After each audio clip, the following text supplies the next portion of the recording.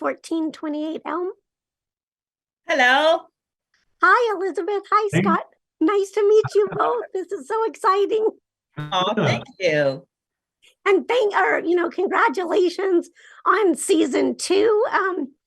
I'm a huge fan of both of your characters, so I'm really excited. You're my first interview. I'm a little bit nervous. Sorry.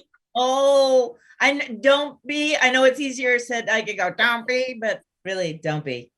Okay, I'll try. I'll try my best. I promise. You don't have to try your best. Just chat with us. Okay, well, Yeah. I will start with I guess you, Elizabeth.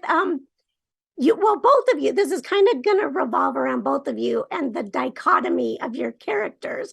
But in Elizabeth's case, Donna is both salty and sweet, and she can be very no nonsense and matter of fact, but also extremely tender and sensitive to others. How do you accomplish that? Well, I'm like that in no.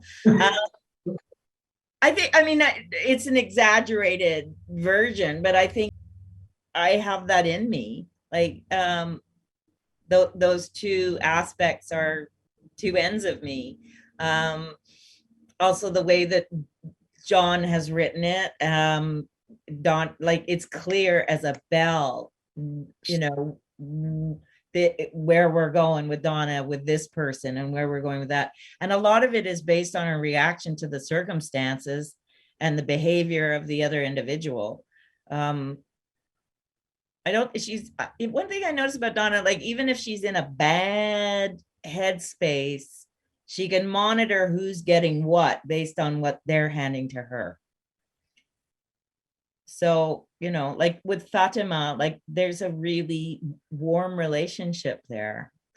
Same with Victor. She has fond feelings of Victor.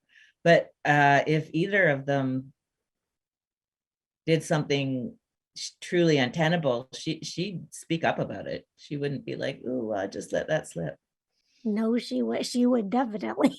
And I've sort of had practice as a mom. So, you have to on that. Yeah, you have to over time learn to be a bit of those things for your That's all. Oh my God, thank you. And okay, Scott, your turn. So at first, Victor, he comes off as a little creepy in season 1, but as that season progressed and now into season 2, we see he's really complex. He's both young and wise, but there are times when we see that childlike vulnerability, which you portrayed so beautifully at the scene with Jade and the violin, and you're on top of the Victor's mom's car. How do you prepare yourself to bring that all of Victor to life?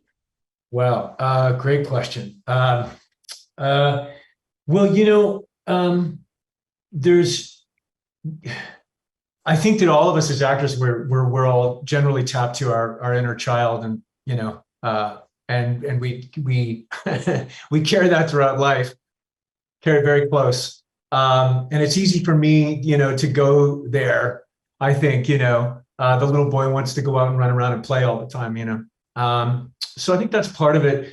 I think also too, like for this beautiful storyline that John Griffin, the creator, and he wrote that episode and all the episodes of this coming season, he gave, he just gave me such a great journey this season to go out and explore all that sort of stuff. And it's a wonderful, beautiful challenge, because yeah, I mean, it's just, it has so much to do with Victor's past and what happened to him.